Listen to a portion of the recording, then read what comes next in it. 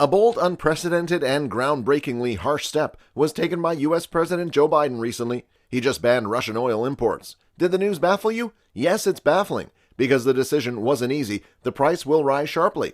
But why exactly did Biden do this? What would be the global impact? We'll learn in this video. Welcome to War Zone. If you don't want to miss out on any new political news, conflicts, battles, or anything else related to politics, then subscribe to our channel and hit the bell button so that you will always be notified.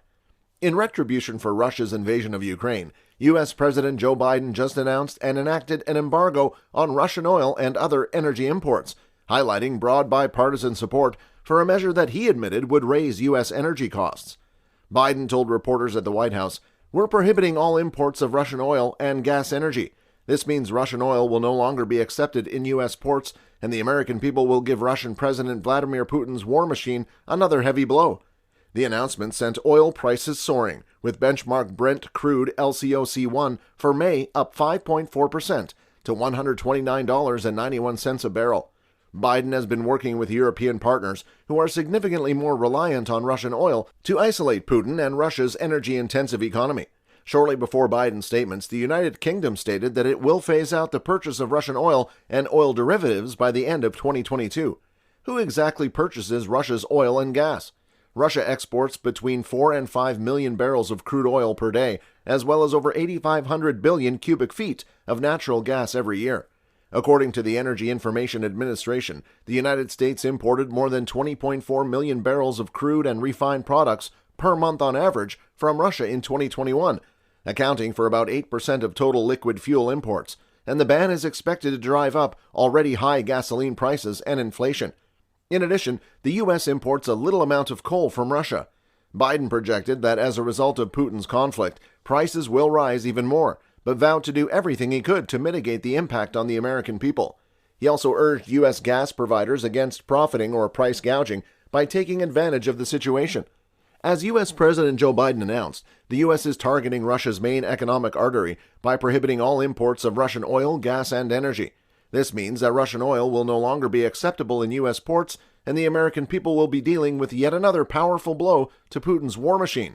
This is a move that has bipartisan backing in Congress, and Biden feels that the country where it has gathered support has rallied to defend its Ukrainian people, and the U.S. has made it clear that it will not be subsidizing Putin for this. "We are a net energy exporter. As a result, we can take this step when others are unable. However, we are collaborating closely with Europe and our allies to build a long-term strategy to help them lessen their reliance on Russian energy. Our teams are actively debating how to do this, and today we remain unified in our goal of increasing pressure on his war machine," Biden mentioned. Biden is taking this move to inflict further agony on Putin. However, there will be a fee here in the United States. Ukraine has received more than $1 billion in security support from the U.S. so far, and every day, defensive weaponry shipments from the U.S. arrive in Ukraine, stated Biden.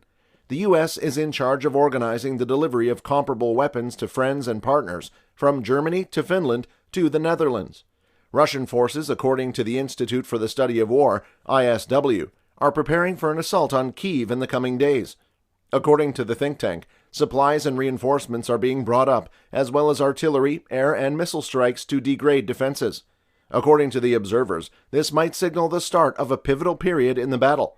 Following a jump in global crude markets as a result of the Russian-Ukrainian conflict, India will modify its gasoline pricing.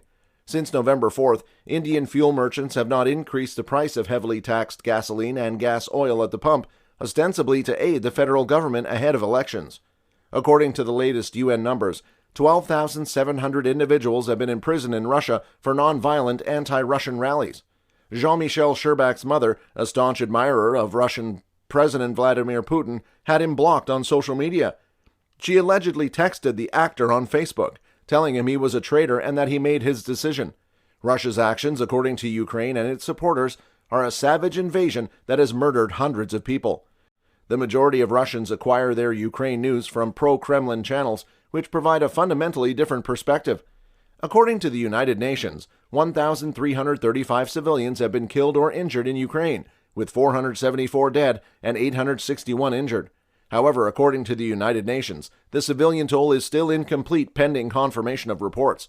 The White House is anticipated to implement a restriction on Russian oil shipments into the U.S. Russia is the world's largest oil and natural gas exporter. As Biden stated, the U.S. is also giving humanitarian aid to the people of Ukraine. Those who remain in Ukraine, as well as those who have safely escaped to neighboring countries, are collaborating with humanitarian organizations to bring thousands of tons of food, water, and medical supplies into the country. Joe Biden made it clear that the U.S. will share responsibility for the refugees' care, so the burden will not only rest on the Arab nations surrounding Ukraine. He told France, Germany, and the UK yesterday that Russia is intensifying its brutality against Ukraine. The United States and its allies will be applying the most comprehensive set of economic sanctions in history. The Russian ruble has dropped to 50% of its previous value since Putin declared war. The ruble is worth less than a penny in the United States, barring Russia's central bank from supporting the currency. Biden has hampered the U.S.'s ability to conduct business with the rest of the world by removing Russia's top banks from the international banking system.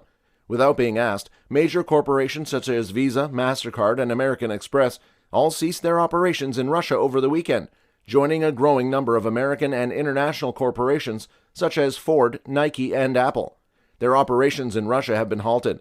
The New York Stock Exchange has suspended trade in several Russian equities, and the private sector is unified in its opposition to Russia's nasty choice war. The U.S. Department of Justice has formed a task force to investigate Russian offenses. "I want to be clear about what we will not allow," Biden stated. "I'd also want to recognize the oil and gas companies who are leaving Russia and joining the ranks of other corporations that are leading by example. This is a moment when we must ensure that we are not taking advantage of the situation. First, let me be clear on two additional points. Oil and gas output in the United States is reaching historic levels, and in the U.S., we're on course to reach a new record for oil output next year. 90% of onshore oil production takes occurring on property that isn't controlled by the federal government, and the oil and gas sector has millions of acres leased on federal land. The Russian crisis should compel the U.S. to speed up the shift to renewable energy and make us more energy self-sufficient. It should also serve as a sharp warning that we must safeguard our economy in the long run. We may gain more independence by easing environmental restrictions or deferring clean energy investment for a longer period."